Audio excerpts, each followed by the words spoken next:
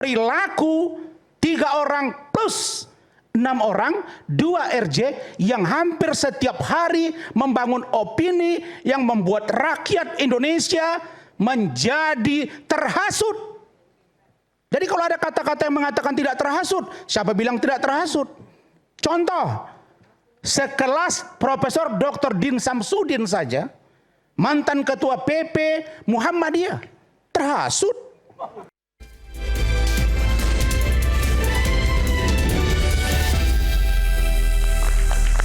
Oke, saya langsung berikan kesempatan pada pengacara Presiden ke-7 Republik Indonesia, Pak Joko Widodo. Bung Rifai, silakan. Ya, pertama dengan tetap menghormati tadi temuannya Bang Roy Suryo, intinya kan kalau versi Bang Roy Suryo perubahan ukuran tidak proporsional. Tapi kalau dari kami sebagai pihak penyerah ijazah, kami yakini itu hanya persoalan fotokopi. Sebagaimana mungkin di sini juga mahasiswa tahu bahwa fotokopi bisa memperbesar, memperkecil.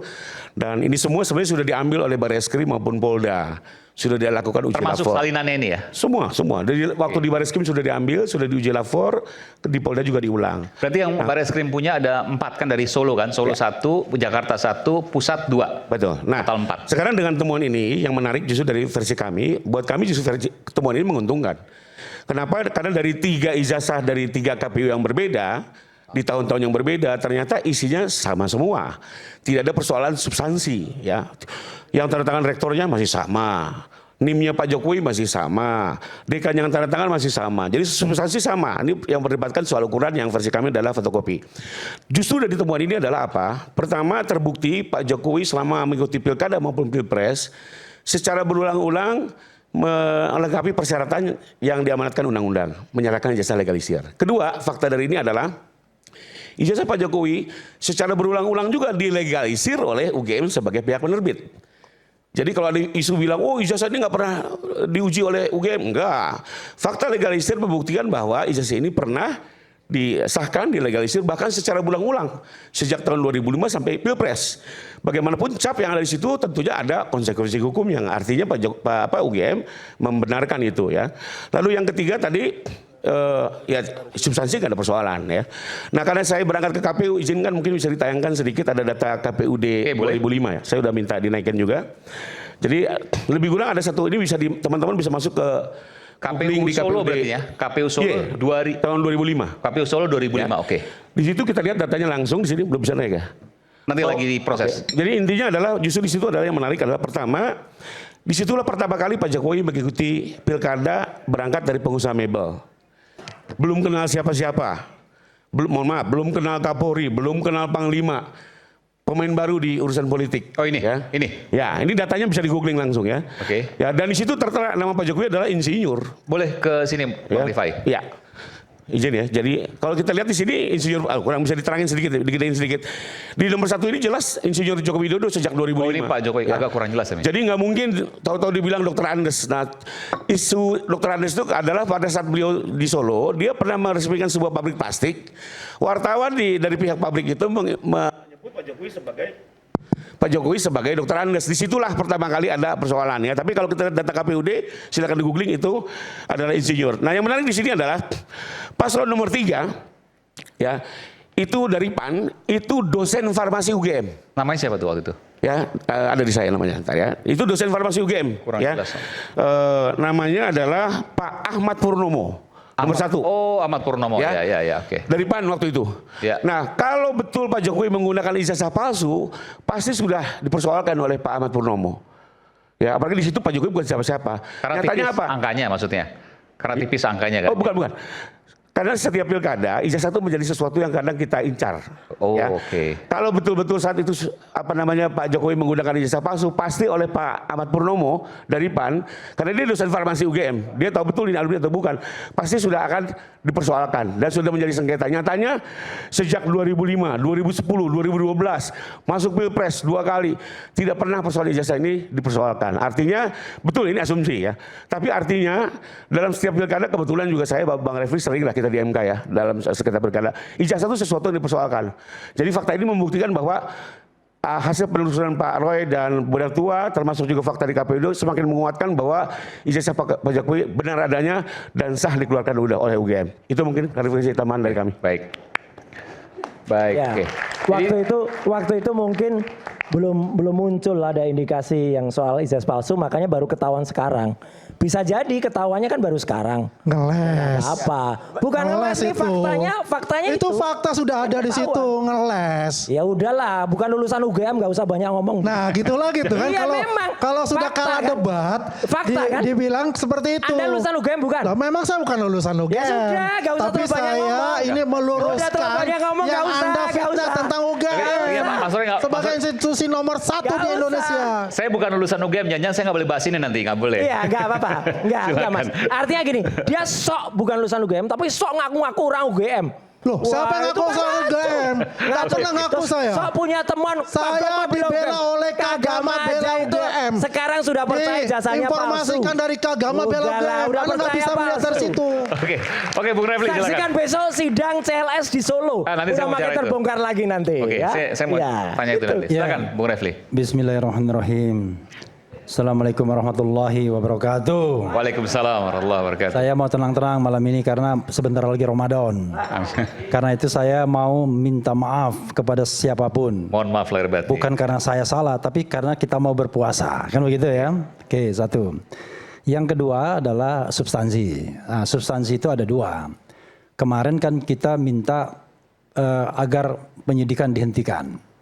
Tiba-tiba ada yang senang, wah ini kemenangan rakyat katanya kan. Menyerah, kemudian sudah putus asa, dan lain sebagainya. Ini yang ngomong begitu, saya nggak bilang siapa ya. Kenapa? Yang namanya perjuangan lawyer itu adalah, kalau kita bisa mematahkan dari awal, patah dari awal itu bagus sekali. Coba bayangkan, sebuah kasus tidak bisa naik ke persidangan karena patah dari awal. Nah, coba lihat pasal 24, ayat 1 dan ayat 2, KUHP. Kitab Undang-Undang Hukum Acara Pidana. Tampilkan, saya sudah sampaikan. Pasal 10, yang pasal 10. Ada 10 sebab yang namanya... Ditampilkan ya, pasal 10 tampilkan, pasal 10, dasar. KUHP, Undang-Undang 20 tahun 2023. Oke. Sambil Ada 10 sebab proses. ya, yang namanya penyidikan itu bisa dihentikan.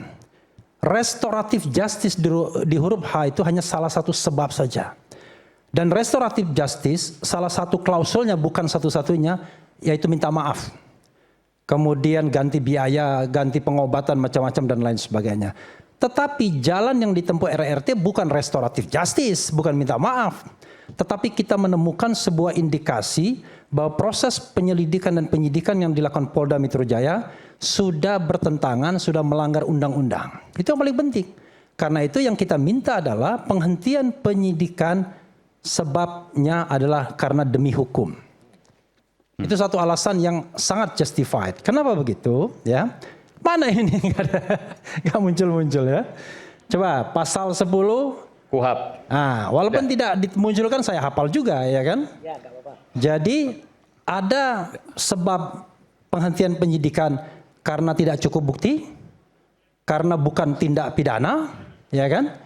Oh ini. Nah ini, Oke. oh ini pasal 10 saksi dan korban, pasal sorry maaf, bukan pasal 24, pasal 24. Oh 24. Pasal 24 ya, pasal 24. Nah ini, ya, saya bacakan, biar sambil berdiri kan, biar lebih enak Iya, silakan. Nah. Selamat Refli sini. Pasal 24 ini KUHP, Undang-Undang Nomor 20 Tahun 2023. Dalam hal penyidik menghentikan penyidikan, penyidik memberitahukan penghentian penyidikan kepada penuntut umum, korban, tersangka atau keluarga tersangka.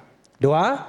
Penghentian penyidikan sebagaimana dimaksud pada ayat 1 dilakukan karena A sampai J.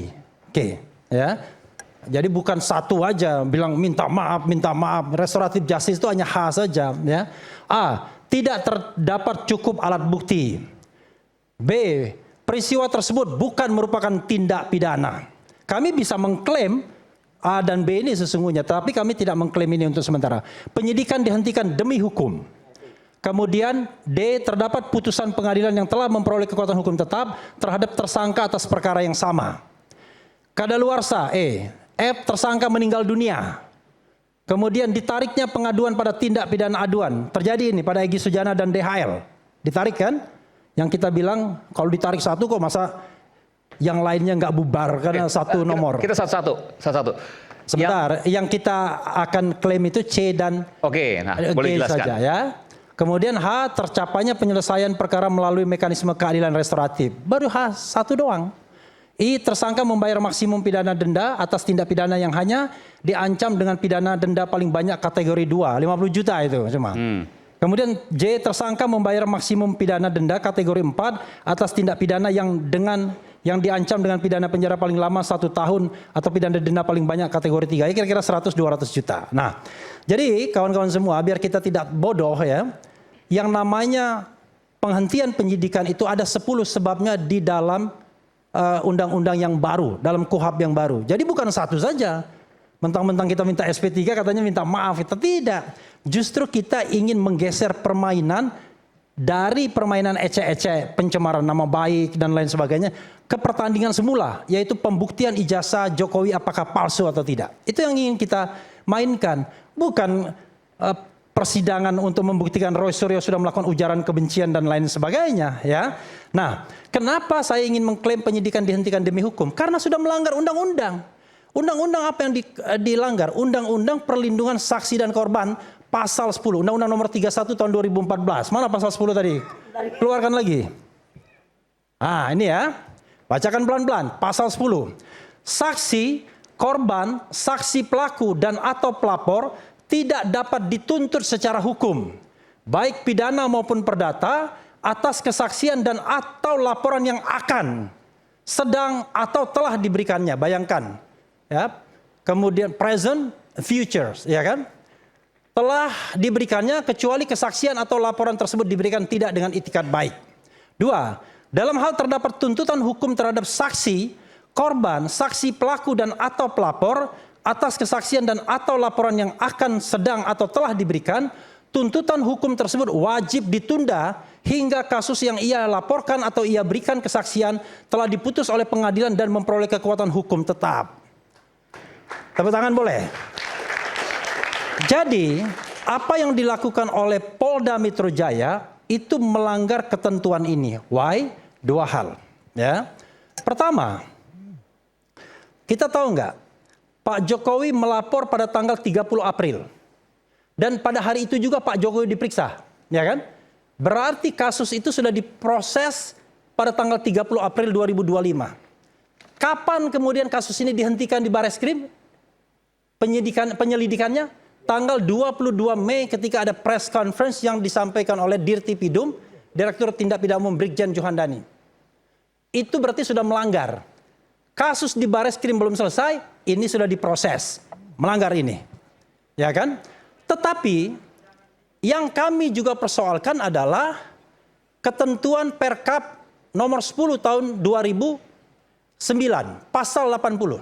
Coba lihat, pasal 80. Tadi saya sampaikan juga, pasal 80. Jadi kawan-kawan semua, ya, alasan Bareskrim Mabespori, alasan Bareskrim Mabespori menghentikan penyelidikan ini karena katanya ijazah itu sudah diuji di laboratorium forensik Labkrim Mabespori dan katanya identik ya bahasanya pada waktu itu, identik. Kami mengatakan bahwa proses yang dilakukan itu adalah proses yang melanggar Perkap, peraturan Kapolri sendiri. Kenapa begitu? Karena uji lapor itu hanya bisa dilakukan dalam tahap penyidikan. Kita lihat di sini ya. Pasal 80. Pemeriksaan barang bukti dokumen. Jadi ijazah itu adalah dokumen. Ini Perkap ya? Ya, Perkap. Peraturan Sebagaimana Kapolri. dimaksud dalam Perkap nomor 10 tahun 2009. Pemeriksaan barang bukti dokumen sebagaimana dimaksud dalam pasal 79 wajib memenuhi persyaratan formal sebagai berikut. A. Permintaan tertulis dari Kepala Kesatuan Kewilayahan atau Kepala Pimpinan Instansi. Kita tidak tahu apa minta apa enggak dia. Karena itu urusan pribadi mereka, internal. Oke? Laporan polisi. Enggak ada laporan polisinya dibikin. Karena pada waktu itu cuma Dumas saja. LP-nya enggak dibikin. Itulah susahnya kita. Kalau kita yang melapor, nggak gampang dibikin LP. Tapi kalau sono yang melapor, gampang banget bikin LP-nya. Contoh ya, AA dilaporkan berkali-kali. Karena dianggap sudah menyebarkan kebohongan mengenai scan ijazah asli. Nggak diterima terus. Ya kan? Nah, itu kan aneh. Padahal harusnya... AA ini siapa maksudnya? Andi Azwan lah. Oke. Tapi akhirnya masuk. Akhirnya masuk Tapi kan pasal ada lain. LP-nya. Pasal lain tapi bukan pasal yang menyebarkan scan palsu gitu. Oke. Kemudian Pasal apa? BAP Bentar. Bukannya pasalnya soal scan palsu? bukan. Pasal yang lain yang masuknya. Pasal menyebarkan berita bohong. Oh. Itu bukan pasal 32 dan 35. Oke. Begitu pasal 32 35 nanya, Pak Jokowinya keberatan apa enggak? Pak Jokowinya enggak ngelapor sendiri. Waduh, berat banget. Kemudian C, BAP saksi garis miring tersangka atau laporan kemajuan. Laporan kemajuan kita nggak tahu apa ada enggak. Tapi BAP saksi dan tersangka pasti tidak ada. Orang belum dalam tahap penyidikan, ya kan? Kemudian BA pengambilan, penyitaan dan pembungkusan barang bukti. Berita acara pengambilan, penyitaan dan pembungkusan barang bukti tidak ada juga, saya pastikan. Kenapa? Karena menurut KUHP yang lama pasal 1 huruf 16 angka 16 dan KUHP yang baru pasal 1 angka 35 itu berita acara pengambilan, penyitaan dan pembungkusan barang bukti hanya dalam tahap penyidikan. Ada penyelidikan. Lalu autentikasi dokumen pembanding. Kita tidak tahu dokumen apa yang dibandingkan dan apakah ada autentikasinya apa enggak. Karena itulah kita mengatakan gara-gara ini Al-Katiri pada waktu itu masih pengacara Egy Sujana itu membuat surat ke Irwasum, Inspektur Pengawasan Umum Polri. Dan Irwasum kemudian membalas bahwa mereka sedang memonitor perkembangan kasus ini. Nah, karena itu kita tagih ke Irwasum, bagaimana monitoring Anda? Nah, akhirnya kita kemudian lempar lagi surat ke Irwasum, minta agar dia dengan kewenangannya mendesak agar kasus ini dihentikan. Pertanyaannya adalah, kenapa tidak ke penyidik Polda Metro Jaya? Kan begitu? Karena yang melanggar hukum tidak hanya Polda Metro Jaya, tapi juga Mabes Polri. Bareskrim Mabes Polri. Bareskrim Mabes Polri melanggar hukum ketika menghentikan penyelidikan. Ya, kalau melanggar perkap mendasarkan diri pada hasil lapor yang sesungguhnya tidak boleh diminta dalam tahap penyelidikan. Oke, harus penyidikan. Ya, Polda Metro Jaya melanggar karena memproses kasus ini, padahal mereka yang diproses itu adalah pelapor dan saksi. Pelapor dan saksi. Ya, pelapor itu 5 orang dari TPUA, Oke. Egy Sujana, Damai Hari Lubis, kemudian Kurniatri Royani, Rizal Fadila, dan Rustam Effendi. Semuanya TPUA. Sebentar, bukannya kejadian itu ketika ada melaporkan dan sebagainya, lalu kemudian dilaporkan kembali dengan pasal yang berbeda, Oke, itu kan hal yang mafhum, hal yang biasa. Saya akan menjelaskan itu. Kemudian beliau bertiga RRT, Roy, Rismond, dan Dr. Tifa berkedudukan sebagai saksi yang diajukan pada tanggal 30 Juni oleh TPUA ketika mereka menambah laporan-laporan mereka ke Bareskrim Mabes Polri. Jadi kedudukan jelas, dia ada pelapor dan ada saksi kualifikasinya. Nah, Anda ingin mengatakan kan pasal yang diadukan berbeda. Ya itu namanya pemikiran yang agak kurang-kurang juga, saya katakan. Ya kan itu Misalnya praktek, gini, bukan. saya Saya nggak menggunakan analisis, tapi saya menggunakan praktek. Sebentar. Jangan defensif dulu. Enggak, Gini. bukan. Makanya saya mau jelaskan. Ya. Karena Anda bilang nggak kurang-kurang kan. Makanya saya mau jawab. Itu kan banyak. Gini. Dan itu terjadi. Gini, gitu. jangan defensif dulu. Gini ya. Ya, defensif lah, dibilang kurang-kurang kan kita jelasin. Gini. Masa dibilang kurang-kurang nggak boleh defensif? Jangan defensif. Ya, gini. Oke. Gini ya. Saya melaporkan pasal penggunaan dokumen palsu. Iya. Oke? 263. Oke? Nah, baliknya pelaporan balik pasti pencemaran nama baik, bro. Pasal 310, fitnah pasal 311. Nggak mungkin dilaporkan juga dengan pasal dokumen palsu. Paham kan? Ini pasti pasal berbeda. Kan itulah memang ketika kita melaporkan sebuah delik aduan atau delik umum, maka balasan terhadap kita selalu dikatakan pencemaran nama baik. Yaitu pasal 310, pasal 311, KUHP lama yang sekarang 433, 434, atau pasal 27A Undang-Undang ITE, atau tambahannya lagi ujaran kebencian, pasal 28 ayat 2. Ya pasti berbeda. Ya kan? Ini delik utamanya, ya, pidana utamanya itu pemalsuan dokumen atau pemalsuan ijazah. delik sampingannya adalah tadi. Oh iya. Pasti berbeda. Tidak mungkin maksudnya dilaporkan ijazah.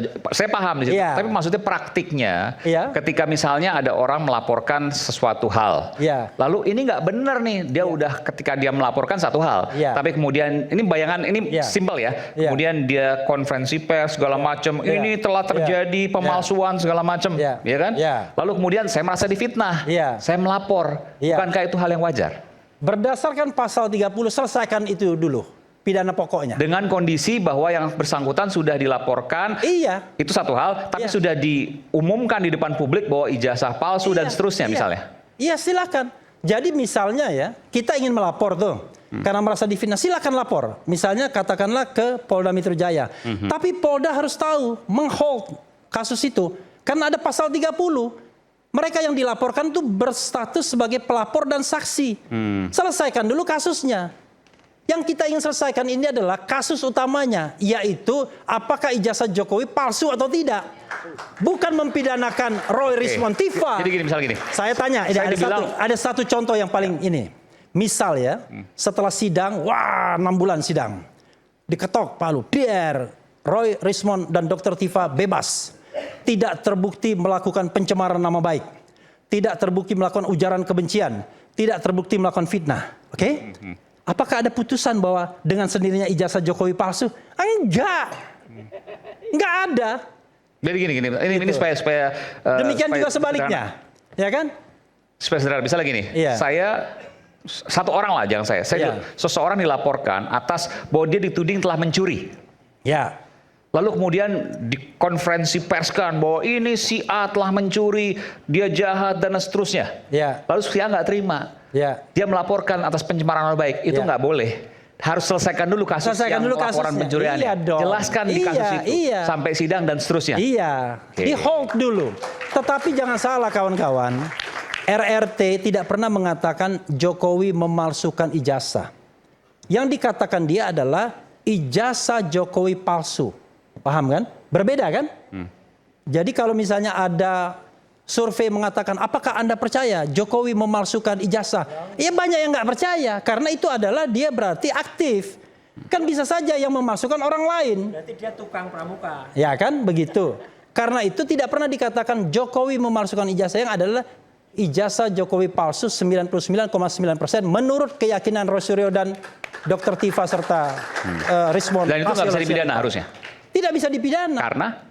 Karena opinion tidak bisa dipidana. Ada 4 yang nggak bisa dipidana. Satu, privilege. Privilege itu biasanya didapatkan oleh seorang pakar. Kalau saya dia bilang ahli hukum pidana, saya berpendapat, mungkin saja pendapat saya salah. Dibantah oleh Yusri, dibantah oleh Jimli misalnya. Tetapi tidak bisa dipidanakan karena ada privilege. Walaupun dianggap merugikan dan seterusnya Iya. misalnya. Oke. Yang kedua adalah yang namanya moral duty, kewajiban moral. Nggak bisa dipidanakan. Anda melihat sebuah kejadian, tindak pidana. Kewajiban moral Anda mengatakan yang sesungguhnya. Nggak bisa dipidana. Kan begitu seharusnya. Yang ketiga adalah truth, kebenaran. Anda nggak bisa dipidana kalau Anda mengatakan kebenaran. Apalagi hati nurani dan pikiran itu tidak bisa dikurangi dalam kondisi apapun di dalam Undang-Undang Dasar 45. Dan terakhir opinion, pendapat. Tidak bisa dipidana. Lalu yang bisa dipidana apa? Tindakan, perilaku. Pertanyaannya adalah, misalnya ya, Rosario dianggap menghasut. Kenalah dia pasal 160 KUHP yang lama. Hasutan tersebut harus berupa tindakan yang kemudian diikuti orang lain. Kalau misalnya contohnya penghasutan. Saya hasut, bakar rumah itu. Lalu tiba-tiba Ade Darmawan membakar rumahnya. Oke. Ade Darmawan kena tindak pidana pembakaran, pengrusakan properti orang lain. Roy Suryo kena tindakan menghasut karena Langsung delik kalau dalam material. ijazah misalnya terhasutnya seperti apa? Nah, itulah yang nggak jelas. Itu yang nggak jelas. Jadi kalau bilang misalnya saya ijazah 99,9% palsu. Iya. Terhasutnya seperti apa? Ya, itulah yang nggak jelas. Anda nggak bisa bayangkan itu. Katakanlah saya membayangkan ya, yang terhasutnya adalah 99,9% rakyat Indonesia percaya. Oke. Apakah kepercayaan bisa dipidanakan? Enggak juga. Nggak bisa. Oke. Gitu. Silakan.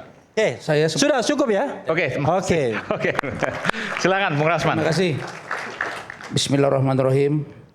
Selamat malam buat Pak Komjen Pol Purnawirawan Pak Ugro Seno, mantan Wakapolri, Bung Refli, Mas Roy, Bung Rifai, Mas Ade, Bung Andi dan Mas Sobari. Pertama, saya ingin menyampaikan permohonan maaf karena lusa dari keputusan pemerintah kita akan melangsungkan ibadah puasa Ramadan 1447 Hijriah. Dan jika ada salah saya, baik yang sengaja maupun yang tidak, saya menyatakan mohon maaf. Amin. Jadi agak beda dengan Sama-sama, Bung Refli. Bung Rasman. Iya. Kalau saya merasa salah atau tidak, saya tetap mohon maaf. Iya, saya juga di sini mohon maaf lahir dan batin. Baik. Iya. Kemudian sebenarnya saya tadi menunggu tambahan dari Pak Ugro. Tapi karena saya lihat perdebatannya sudah nambah panjang, sehingga saya berpikir saya harus beri tanggapan sedikit, walaupun nanti mungkin agak kita pertajam.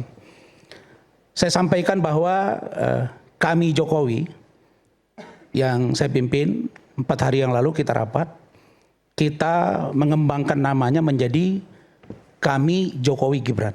Yang kita singkat dengan nambah Jokran. baru nih ya. Tiap hari ganti. Sebentar, Mas Roy, saya banyak di WA, saya banyak diberitahu orang kalau orang lain berbicara, adabnya dijaga, jangan potong orang yang sedang berbicara. Adab itu mengalahkan ilmu, ya. Saya lagi bicara sama Jadi- Refli, nggak pada Anda. Ya. Jadi saya ingin sampaikan kenapa saya semakin melihat dari perspektif saya yang pernah juga jadi politisi, dosen dan juga praktisi hukum, kok kelihatannya makin ke sini ini bukan pada aspek penegakan hukum, tapi makin mendekati unsur kepentingan politik. Nah, ini ada argumennya. Argumentasinya, kalau 2 minggu yang lalu, saya masih ingat Bang Refli Harun membedah sedemikian rupa, dan saya memang sudah siapkan. Karena saya sudah feeling apa yang dibacakan Bang Refli tadi, dan pasti juga Pak Ugro akan ungkap ini, Iya. tentang Undang-Undang nomor 20 tahun 2025 yang tadi. Pasal 24 tadi ya. Ya, memang ada 10 poin. Dan kalau diteruskan pada pasal 79, ini juga ditegaskan oleh Pak Ugro, mekanisme keadilan restoratif. Kita sekarang fokus ke RJ. Kita nggak masuk pada pasal yang disampaikan pasal 24 dulu, atau pasal 10 yang disampaikan oleh Bang Refli. Saya dengan terang tadi mendengar di situ tidak menyebut dumas atau pengaduan, tapi laporan. Bang Refli, dumas dengan laporan berbeda.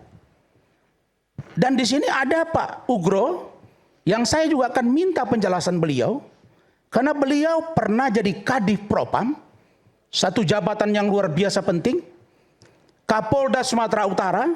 Waktu itu beliau Kapolda, saya wakil sekretaris PP Sumatera Utara, Bang. Saya tahu Pak Ugro ini bagaimana beliau mengejar teroris di hamparan Perak. Betul, Bang? Dan Kabaharkam terakhir jadi Wakapolri. Saya baca-baca, Wakapolri itu tugasnya membantu Kapolri dan setingkat dengan eselon 1A. Jadi ketika Pak Ugro dan teman-teman berbicara, saya melihat ini kok abang saya mantan Wakapolri kok menyampaikan perspektif hukum, kok pergi ke ranah politik dan atau opini. Tapi saya lanjut ke yang ini. Yang saya maksudkan, kita memperdebatkan restoratif justice yang dilakukan oleh Bapak atau Abang Egy Sujana dan Damai Hari Lubis. Ini yang saya tangkap. Dalam pasal 79, ini juga saya kutip dari Undang-Undang nomor 20 tahun 2025 ini, mekanisme keadilan restoratif dilakukan untuk memulihkan semula yang berupa A. Pemaafan dari korban dan kekeluargaan. Saya kira ini terpenuhi. Pak Jokowi sudah memaafkan dan dia korban dari perilaku 3 orang plus orang, 2 RJ yang hampir setiap hari membangun opini yang membuat rakyat Indonesia menjadi terhasut. Jadi kalau ada kata-kata yang mengatakan tidak terhasut, siapa bilang tidak terhasut? Contoh, sekelas Profesor Dr. Din Samsudin saja, mantan Ketua PP Muhammadiyah, terhasut. Ya, kenapa saya bilang terhasut? Sebentar dulu, kita berbicara Ya, intelek. kenapa terhasut? Itu pertanyaan Kenapa saya katakan terhasut? Apa yang disebut terhasut? Terpengaruh, pikiran kita ikut dengan apa yang mereka sampaikan. Contohnya, Pak Din mengatakan, saya tidak setuju kalau para tersangka hari ini diproses hukum. Bahwa ijazah Jokowi kalau itu terbukti palsu, dia dihukum 10 tahun. Dan kalau ternyata Roy dan kawan-kawan salah, maka dihukum 9 bulan. Sebagai seorang intelektual, saya mau katakan, ini bisa saya katakan kategori terhasut. Sementara belum ada putusan hukum yang inkrah terkait dengan ijazah Pak Jokowi yang menyatakan bahwa ijazah Pak Jokowi palsu. Yang kedua, saya senang Bang, kita berdebat secara intelek di sini. Yang kedua, pengembalian barang yang diperoleh dari tindak pidana itu tidak ada. Penggantian biaya perawatan tidak ada. Ganti rugi atas kerugian yang lain diderita tidak ada. Memperbaiki kerusakan yang ditimbulkan dari akibat tindak pidana yang dialami korban. Memang kalau secara jujur kami dari Jokowi, Gibran melihat bahwa ada perbaikan. Ada perspektif yang positif terhadap korban. Dalam hal ini Pak Jokowi, contoh, saling debat, berantam, saling lapor. Yang tadinya satu tujuan, hari ini berbeda jalan, menyelamatkan diri masing-masing. Kenapa sih kok sekarang baru mengajukan, hentikan, kirim surat ke Irwasum. Irwasum Polri, supaya menghentikan. Saya ingin penjelasan dari Pak Ugro, mantan Wakapolri, yang jelas Irwasum itu bawahan Bapak. Apakah Irwasum berwenang menghentikan? Setahu saya yang berwenang menghentikan adalah gelar perkara khusus dan atau pra-peradilan. Dari perspektif keilmuan dan fakta empirik yang saya alami, itulah dasar menghentikan. Walaupun atas nama undang-undang. Nah saya mau dengar nanti, karena saya coba oret-oret, saya kok lihat ya, di matra TNI, laut, darat, udara, kalau ada berbeda pendapat di internal mereka, para petinggi jenderal-jenderal, tidak ada ribut-ribut. Tapi kok di Polri, saya lihat beberapa orang, kok selalu ingin Polri ini disudutkan. Padahal Bang Ugro dan kawan-kawan, Pak Susno, Pak Napoleon, atau siapapun, Anda telah besar di mana Anda mengabdi di negara dari sektor kepolisian. Karena itu saya terima kasih kepada Bapak Prabowo yang akan memberikan bintang Mahaputra kepada Kapolri Jenderal Listio Sigit Prabowo. Kalau tidak setuju, silakan bantah. Kita debat keilmuan di sini. Dan tidak ada yang jilat-jilat di sini. Saya nggak ada dapat 1 rupiah pun hari ini dengan kejadian ini. Ya, kita diskusi. Kemudian pemulihan keadaan semula sebagaimana dimaksud sudah disebut dengan dituangkan dalam kesepakatan. Kesepakatan sebagaimana dimaksud dilaksanakan dalam waktu 7 hari terpenuhi. Pencabutan laporan atau pengaduan dapat dilakukan setelah perilaku memenuhi seluruh kesepakatan dimaksud dan seluruh pelaksana wajib ditentukan dimintakan. Kesepakatan dimaksud, tidak ada aturan normatifnya Bang Refli, Pak Ugro dan kita semua. Harus dicatatkan dalam bentuk tertulis. Kesepakatan itu bisa saja antara face to face, mimik, wajah, gestur tubuh. Lah sekarang Pak Jokowi sudah maafkan 2 orang, yang ada 6 orang lagi yang dianggap tersangka oleh penyidik. Ya masa karena gara-gara 1 LP, lalu kemudian digugurkan yang 6 lagi. Saya buka data diri saya. Malam ini saya buka data tentang diri saya. Saya menangani seseorang yang bernama Iklim Hakim. Datang ke saya mengaku dilecehkan oleh seorang pengacara. Oke, saya preskon, ada surat kuasa. Kemudian saya dilaporkan. Diproses laporannya. Padahal sebelumnya saya sudah datang dan membuat surat ke Biro Opsional Mabes Polri bahwa ada dugaan pelecehan. Yang sana tidak berproses, yang saya diproses. Tolong dijelaskan oleh Pak Wakapolri. Kalau ini SOP, Kenapa dilanggar? Oke, kita akan kembali nanti isu Ya, hangat kadang nanti bikin saya hangat, jelasin. apalagi kalau kita tidak mencerah dengan cermat. Jangan lupa cangkir kopi hangat yang nikmat untuk menemani kebersamaan dalam program Rakyat Bersuara bersama saya Aiman Wicaksono. Kita kembali setelah jeda. Nanti saya berikan kesempatan untuk kemudian ke Pak Ugro.